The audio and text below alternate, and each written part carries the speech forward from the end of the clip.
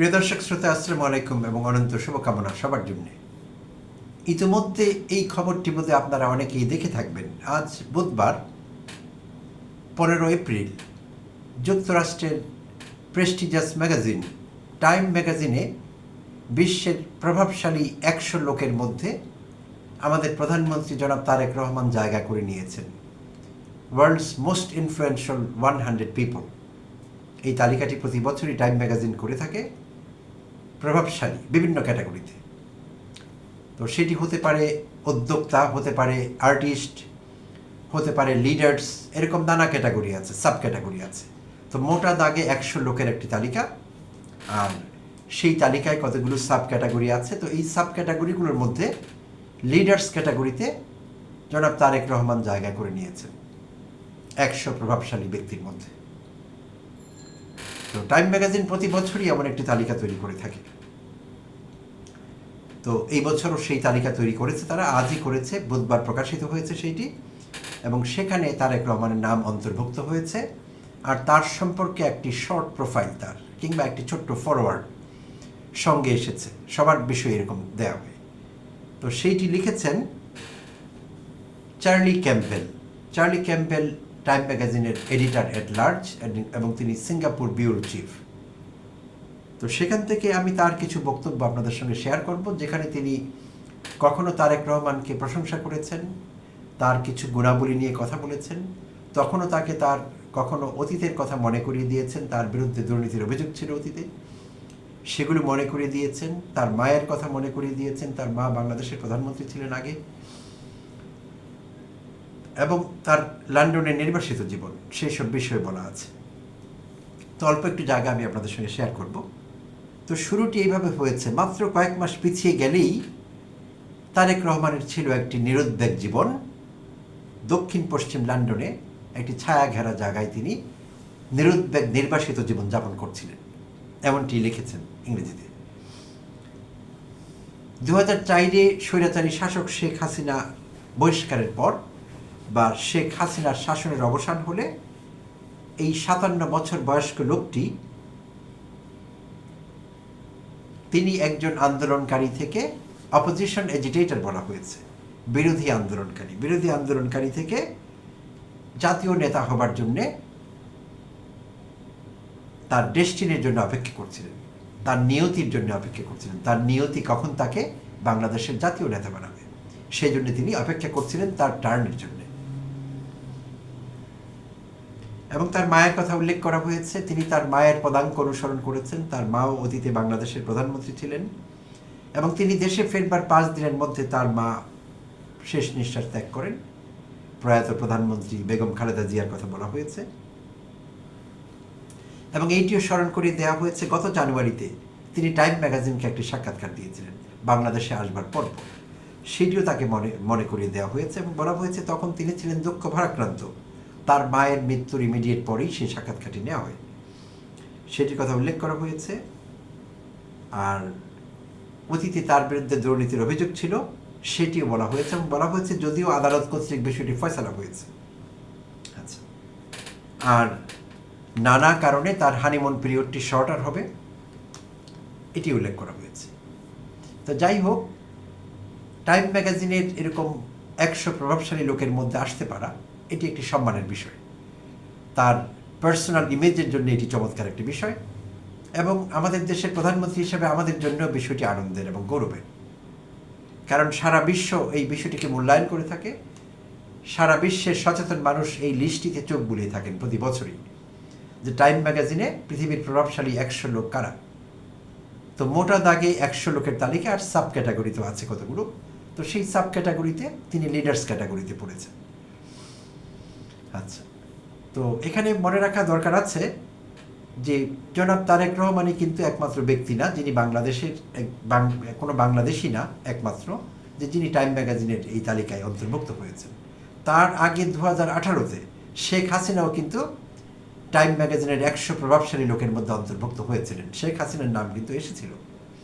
আর সেইটি ক্যাটাগরি ছিল humanitarian category, অর্থাৎ তিনি রোহিঙ্গাদের বাংলাদেশে আশ্রয় দিয়েছিলেন, প্রধানমন্ত্রী হিসাবে বিষয়টি অনুমোদন করেছিলেন, সেই জন্য তাকে একজন হিউম্যানিটেরিয়ান হিসেবে গণ্য করা হয়েছে, মানবতাবাদী হিসেবে সেই ক্যাটাগরিতে তাকে অন্তর্ভুক্ত করা হয়েছিল।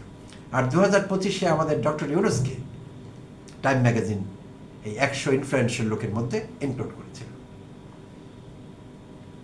তো এবং এই তালিকায় এই বছর যে তালিকা প্রকাশিত হলো আজ বুধবার, এই তালিকায় কিন্তু নেতানিয়াহুকেও জায়গা দেওয়া হয়েছে। তো যাই হোক, এখন কথা হলো যেটি বলছিলাম যে পুরো বিষয়টি আমাদের জন্য আনন্দের এবং প্রধানমন্ত্রী তারেক রহমানের ইমেজের জন্য ভালো। এখানে কিন্তু আছে, বিষয়টি আনকন্ডিশনাল না। যেমন আমাদের শেখ হাসিনা এই তালিকায় অন্তর্ভুক্ত হয়েছিলেন। শুধু টাইম ম্যাগাজিন না, ফোর্বসে কম করে হলো 4 বার শেখ হাসিনার নাম এসেছিল কভার পেজে। ফরেন পলিসি ম্যাগাজিনে তাকে হাইলাইট করা হয়েছিল, শেখ হাসিনাকে। এবং ওয়ার্ল্ডের বিশিষ্ট থিঙ্কার্সদের মধ্যে তাকে রাখা হয়েছিল, চিন্তকদের মধ্যে। তো তার চিন্তা কদ্দূর গিয়েছিল আমাদের নিজের দেশের জন্য, তার নিজের দেশের মানুষের জন্য, সেটি কিন্তু আমরা জানি, প্রিয় দর্শক শ্রোতা। তো এইটি কাউকে এলিভেট করে, কাউকে সম্মানিত করে, অ্যাট দ্য সেম টাইম তার দায়িত্ব কর্তব্যের কথা মনে করিয়ে দেয়। তো এমন একটি জায়গায় যখন কারো নাম হয়, কেউ অন্তর্ভুক্ত হন, এটি শুধু তাকে সম্মান দেয় না, সঙ্গে দায়িত্ববোধ দেয়। তো সেই দায়িত্ববোধ দ্বারা তারা তাড়িত হন কিনা সেটি কিন্তু অন্য প্রসঙ্গ। তো জনাব তারেক রহমানকে নিয়ে যেমনি বলছিলাম যে এটি আমাদের জন্য গর্বের, আমাদের জন্য আনন্দের, পাশাপাশি কিছু কথা এখানে বলতে হচ্ছে। তখনই আমাদের এই আনন্দ দীর্ঘস্থায়ী হবে যখন তিনি আমাদেরকে সুশাসন দেবেন, গুড গভর্নেন্স দেবেন। কিন্তু তিনি যদি তার পূর্বসূরির মতো শেখ হাসিনার মতো শাসন কাজ চালিয়ে যান, শেখ হাসিনার মতো গভর্নেন্স দেন আমাদের, তাহলে কিন্তু আমাদের কিচ্ছু আসে যায় না। তারেক রহমানের নাম কোথায় এসেছে, কোথায় আসেনি, আমাদের কাছে এগুলো আর ম্যাটার করবে না, করবার কোনো কারণও নেই। এগুলো তখনই আনন্দের, তখনই এইসব নিয়ে আমরা রিজয়েস করব, আমরা এইসব নিয়ে কথা বলবো, গৌরববোধ করব, যখন তিনি আমাদের গুড গভর্নেন্স দেবেন, সুশাসন দেবেন। সেটি দিচ্ছেন কিনা। তো শুরু যেভাবে হয়েছে খুব ভালো ঠেকছে না। সমস্ত কর্মকাণ্ডে মনে হয়েছে তিনি এবং তার সরকার তার পূর্বসূরি শেখ হাসিনাকে অনুকরণ করছেন, জাস্ট অনুকরণ। অর্থাৎ হাসিনার কাজগুলো সব একে একে ফিরে আসছে, আপত্তিকর কাজগুলো। শুধু হাসিনা নেই, হাসিনার জায়গায় অন্য লোক আছেন। আমরা এইটুকুই পার্থক্য দেখতে পাচ্ছি নানা কারণে। কারণ ত্রয়োদশ জাতীয় সংসদ নির্বাচনের আগে জনাব তারেক রহমান পাবলিক মিটিংগুলোতে, নির্বাচনী প্রচারাভিযান চলাকালীন যেসব মিটিংয়ে তিনি অংশগ্রহণ করছিলেন, জনসভায় অংশগ্রহণ করছিলেন, সেখানে আহ্বান জানাচ্ছিলেন গণভোটের পক্ষে। ভোটারদের তিনি উজ্জীবিত করছিলেন এবং বলছিলেন আপনারা হ্যাঁ ভোট দেবেন। বাট নির্বাচন হয়ে যাওয়ার পর তার দল যখন সরকার গঠন করল, তখন তিনি আর সেই জায়গায় নেই, তার দলের নেতারাও সেই জায়গায় নেই।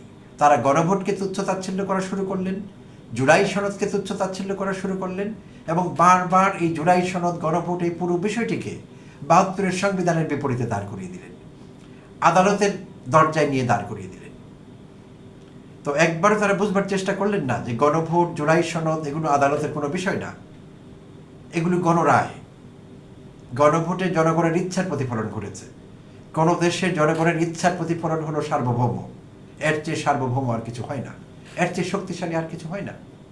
তাই গণভোটের ৭০% মানুষ ভোট দিয়েছে হ্যাঁ এর পক্ষে, অর্থাৎ জুলাই সনদ বাস্তবায়নের পক্ষে, গণভোট অধ্যাদেশের পক্ষে। কিন্তু বিএনপি সরকার একেবারেই ১৮০ ডিগ্রিতে ঘুরে গিয়ে এই সব কিছুর বিপরীতে, গণ আকাঙ্ক্ষার বিপরীতে তারা দাঁড়িয়েছে। এবং যতই দিন যাচ্ছে বিষয়টি আরও সুস্পষ্ট হচ্ছে। তারা দেশের জনগণকে, ৭০% জনগণকে অ্যান্টাগোনাইজ করছেন।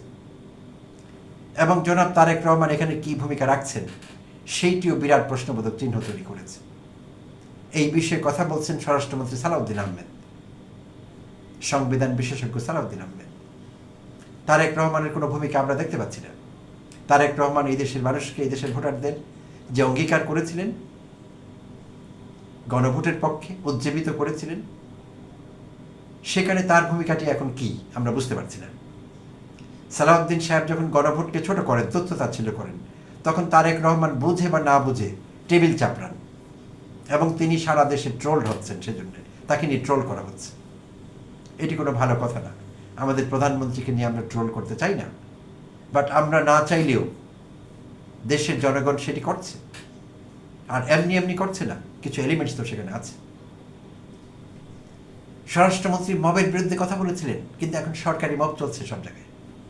বাংলাদেশ ব্যাংক দিয়ে শুরু হয়েছে, সব জায়গায় পলিটিসাইজেশন শুরু হয়েছে, রাজনীতিকরণ শুরু হয়েছে, সবগুলো বড় বড় নিয়োগে বদলিতে। তো এইগুলো কোনো ভালো সিগন্যাল দিচ্ছে না আমাদের। শেখ হাসিনার কথা বারবার মনে করিয়ে দিচ্ছে, আর শেখ হাসিনার কথা বারবার মনে করিয়ে দিলে বিএনপি সরকারের জন্য সেটি সুখকর হবে না শেষ বিচারে। তাই তারেক রহমান সাহেব এই গৌরবের কাজটি করতে পেরেছেন। লিডার্স ক্যাটাগরিতে বিশ্বের প্রভাবশালী 100 লোকের মধ্যে তার নাম অন্তর্ভুক্ত হয়েছে টাইম ম্যাগাজিনের মতো সাময়িকীতে। সেইটি ভালো, চমৎকার, সেই জন্য তাকে অভিনন্দন জানাই। অ্যাট দ্য সেম টাইম দায়িত্ব কর্তব্যের কথা তাকে বিনীতভাবে স্মরণ করিয়ে দিতে চাই। এতে তার দায়িত্ব বেড়ে গেছে। তো সেই দায়িত্ব তিনি কতটা যোগ্যতার সঙ্গে পালন করেন, কতটা আন্তরিকভাবে নেন বিষয়টি, সেটি দেখবার বিষয়। ধন্যবাদ প্রিয় দর্শক শ্রোতার সঙ্গে থাকার জন্য।